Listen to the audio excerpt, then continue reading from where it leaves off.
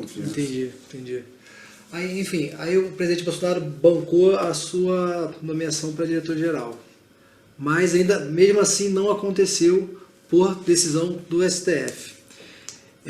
Como é que você acha que o STF está atuando no cenário político hoje em dia? Porque isso aconteceu contigo e a gente vê vários casos e são várias as opiniões, né? Queria saber a tua opinião. Como é que o MPF está alterando o fiel dessa balança política? Bem, é uma situação bem complexa, porque você tem que entender os contextos históricos de constitucionalismo. Eu acredito que não é patente, resta bastante claro que está havendo um atropelo de regras e de direitos. Está havendo uma concentração de poder muito grande num dos poderes. Está inequívoco. Como é que aconteceu isso e por que está acontecendo isso? Deve-se entender que, de certa forma, eles estão, por esse excesso de poder, quebrando a independência e a harmonia entre poderes e as competências de cada poder. Estão violando a nossa própria Constituição, estão violando os princípios de separação de poderes que vêm lá de trás, e próprio todo o princípio republicano que está implícito na nossa Constituição. Então, parece que estão resgatando tudo que o constitucionalismo lutou contra, que era o absolutismo. Era a época que o monarca era o Estado, eram as leis e tudo podia. Então, está se trazendo um pêndulo para um poder judiciário com excesso de poder e sem controle. No começo da relativização desse absolutismo veio a tripartição de poderes. E o que eram os poderes? O executivo era o que administra e que tinha espada na mão também. A força estava ali. O legislativo legisla, fiscaliza, tem a bolsa de dinheiro, de orçamento, está com ele. Tem até a figura do puxar da bolsa e fechá-la. O judiciário era tido até como um poder com menos abrangência, porque era apenas um cumprimento das leis. Isso era o início da tripartição dos poderes. E um sistema que era todo codificado. Só que houve um fracasso desse sistema. O positivismo fracassou muito nas atrocidades do nazismo. Quando o nazismo se trabalhou dentro de um direito codificado. Então não se falou em ativismo judicial até antes de uma Segunda Guerra Mundial. É uma coisa recente. Quando você fala isso é porque o nazismo agia conforme a lei. Conforme a lei estabelecida. Lei previa aquelas atrocidades. Então por isso que houve o fracasso do positivismo. A questão do julgamento de Nuremberg, eles colocam, que é um tribunal de exceção, porque estavam os juízes que foram condenados. Então teve até uma... E eles falaram, estava cumprindo a lei, né? Exato. No próprio Japão teve julgamentos semelhantes. Então iniciou-se depois o ativismo judicial. O ativismo judicial, muito mais, não apenas o ativismo judicial. Houve uma valorização da força normativa, da Constituição, dos valores do princípio, a dignidade da pessoa humana, a centralização dos direitos fundamentais. Isso é perfeito, isso é até belo, né? A gente vê, isso é trazer mais filosofia à questão, uma ponderação de decidir sobre questões que não... É o direito interpretado à luz da moral também. Também. Então, agora, dignidade da pessoa humana, os princípios elementares, direitos fundamentais, mas não se pode esquecer da limitação de poder, que é a base do que se tirou do absolutismo. Essa limitação do poder que está fragilizada. Quando se teve essa virada, é como se fosse a vitória, a revanche da Grécia sobre Roma. Teve um ministro do STF, aposentado, agora não lembro qual foi, que fez essa analogia, que é a vitória do público sobre o privado, da filosofia sobre a codificação. E é uma verdade. Isso aí é uma esperança de uma análise jurisdicional melhor. E há vários momentos do Brasil que essas esperanças do teu... José de Bonifácio que falou, o brasileiro pode vir a ser um novo ateniense, se ele não sucumbir à tirania de Estado. Perfeito, belo, poderia ter vindo. Vai vir a República Velha, com patrimonialismo, coronelismo, depois a Era Vargas, quebrando liberdades e democracia, e o Brasil foi degringolando a partir de então. E o que aconteceu agora no nosso problema? Por quê? É ponderação de valores, o ativismo judicial, vamos dizer, não temos que ser contra, pelo contrário, o ativismo judicial. Há questões que o legislador não consegue alcançar, dada a complexidade da vida humana. Os choques de princípios fundamentais têm que ser ponderados pelo judiciário. Direitos de minorias também, apesar de que o executivo tem as pastas de direitos de minoria, desenvolvimento regional, cidadania, uma própria FUNAI, e o Ministério da Damares, o Ministério da Mulher, da Família e Direitos Humanos. Não está gostando dessa gestão aqui, em 4 anos ela muda. Ou não muda porque a população está de acordo com essa gestão. Agora, os ministros do STF são pessoas, são humanos, que têm as projeções das suas ideologias, dos seus pensamentos. Por que a sua decisão vale mais quando se quer dizer contra-majoritário? Se é uma decisão do presidente, tem que se respeitar a literalidade da lei e as ações políticas de governo. Isso está sendo, aí é o ponto que tem que chegar, isso está sendo em excesso. Quando você pode até achar devido que deve haver uma criminalização de determinada conduta. Agora, você tirar um princípio, um dispositivo elementar do direito penal e você criar um tipo penal pelo judiciário, Isso aí foi complicado. a nomeação que preenche os requisitos é uma ação política de governo, uma ação majoritária. Como é que você vai, que preenche os requisitos básicos? Como é que você vai, e tantas outras. Sim. A própria DPF 635, que a gente pode se debruçar nela aqui 635. Bastante. Que é quando o STF proíbe as operações policiais no Rio de Janeiro durante a pandemia, o uso de aeronaves, né? E a gestão da pandemia, que acabou sendo pelo judiciário. Também. Quer dizer que se a gente entrar em guerra com um país, vamos entrar em guerra com o Paraguai, por exemplo, com a Venezuela, quem é que vai fazer a gestão? É o STF. A estratégia de guerra, né? Então, o que está acontecendo? Primeiro, um protagonismo do judiciário, isso é equivocado. Isso aqui não é uma participação em teatro. Tem que haver um respeito entre poderes. O direito de ação tem que ser pleno. A iniciativa de controle jurisdicional, levar ao controle jurisdicional qualquer ameaça de direito, lesão a direito, isso tem que ser absoluto. Sim. Agora, o que está acontecendo é que uma maior judicialização,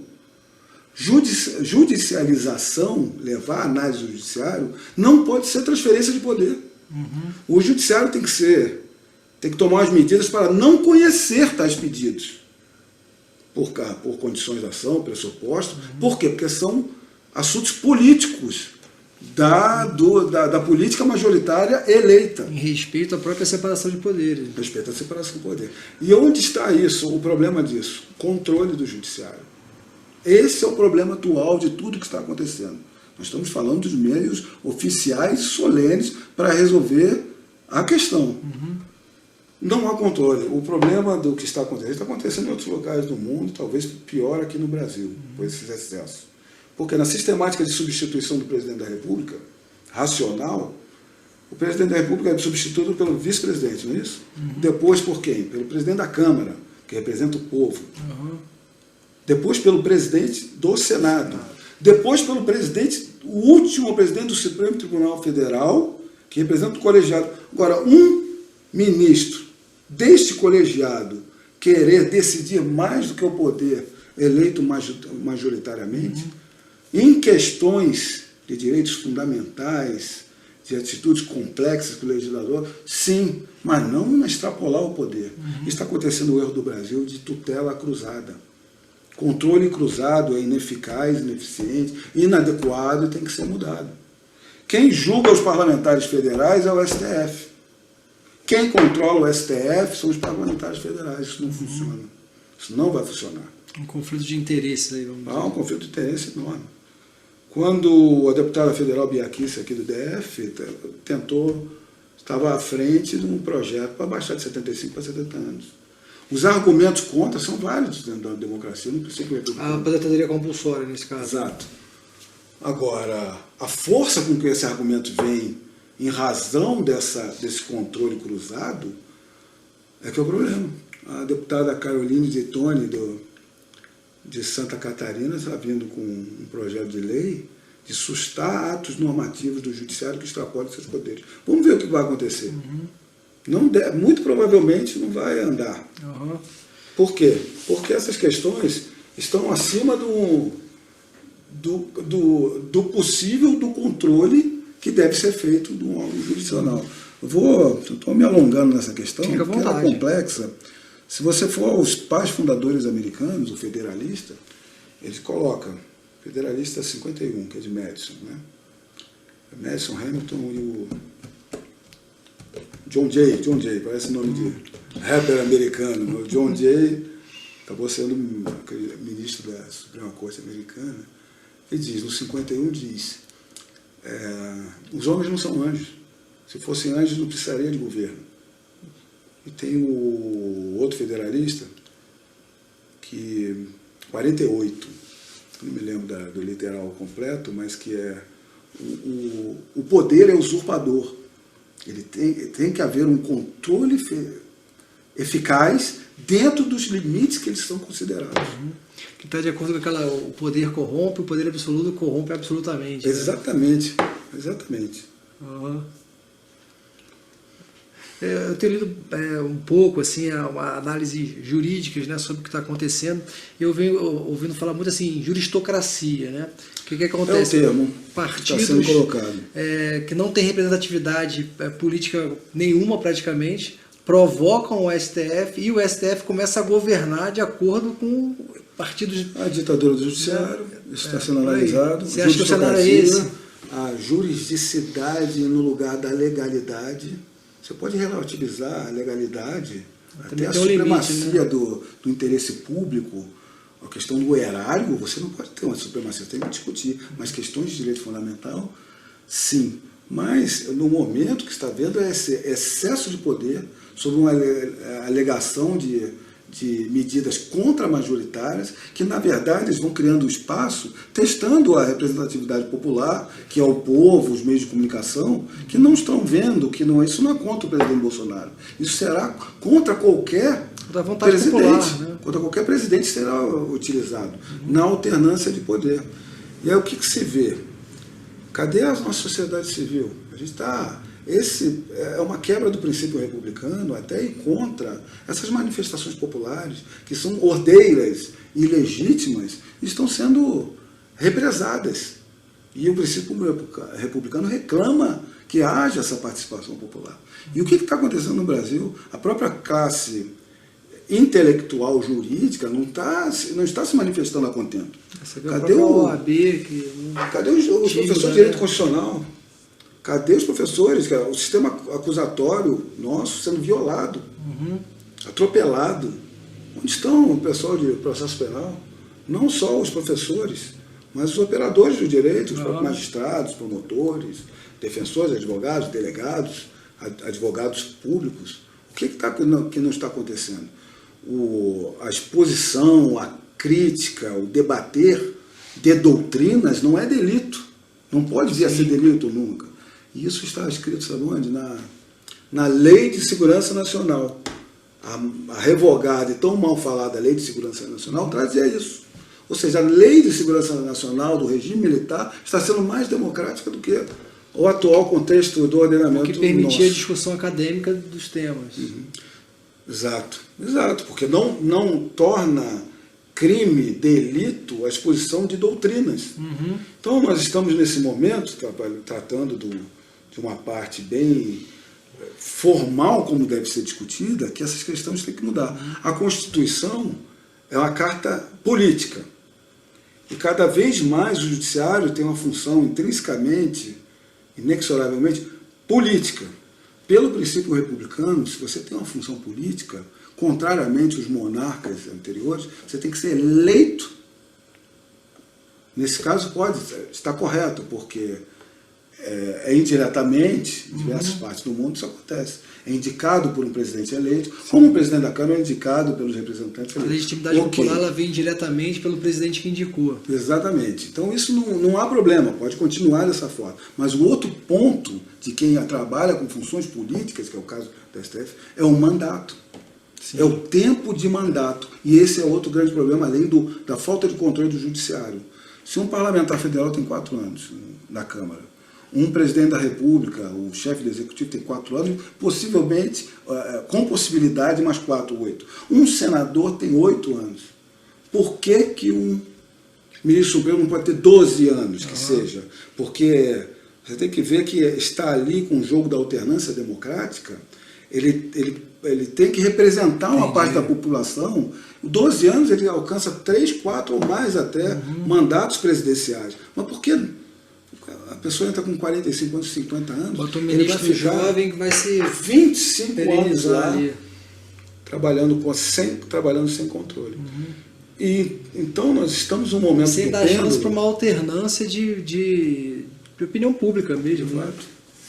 Então a questão do controle, a questão do mandato, a questão dos excessos é que está em voga agora. A história vai visualizar isso para frente como um momento terrível de uma juristocracia, mas tem que ser movimentado pela sociedade civil de maneira legítima. É muito complexo, né? Eu tentei até fazer uma síntese dessa evolução constitucional, mas e a ironia do destino é que eu acabei sofrendo com isso e a gente já alertava o presidente dessas questões. Mas eu tomei um tirambaço aqui no peito, matou em pé, estou lutando. Boa.